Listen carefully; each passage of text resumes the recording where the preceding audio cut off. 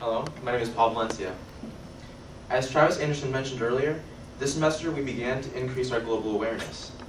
From this, we as a cohort began to research project ideas for possible implementation abroad.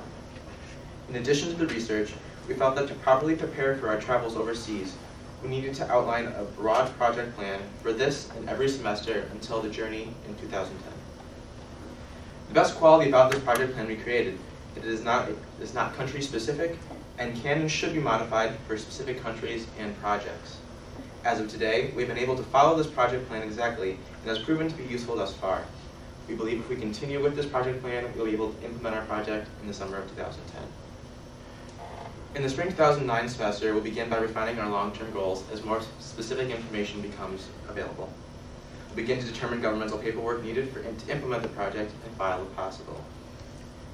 Because it is hard to understand a culture having never experienced it before, we recommend that one student from our cohort and a Pavlis representative take a preliminary summer 2009 journey to the project site.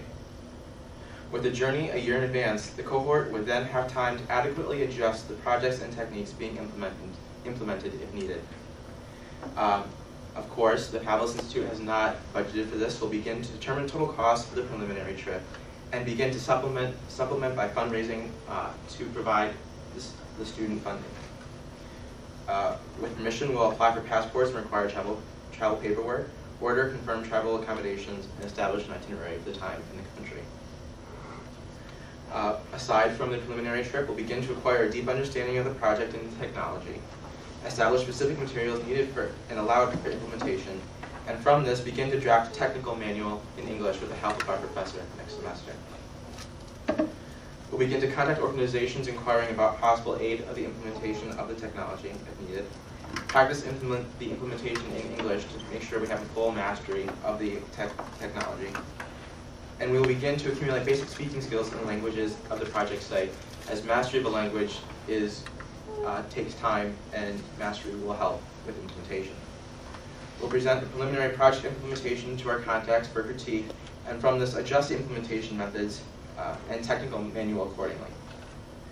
We can determine our total cost for the 2010 journey trip, and if possible begin to test the project in multiple areas around this area or depending on the project, a different area, to make sure that the technology will indeed work.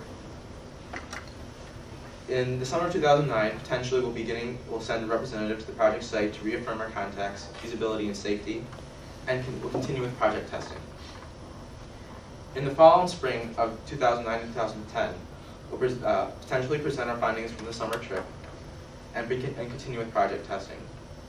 We'll refine our technology and implementation methods if needed, produce our final draft of the technical manual in English and the language of the target country.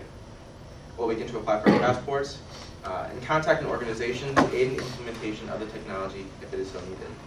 We'll confirm required governmental paperwork is filed, establish itinerary for the time in the country, order required materials for the implementation, continue learning the language and cultural customs, and finally present a presentation to the task force of the progress of the project, as well as the itinerary, technical manual, and the language abilities.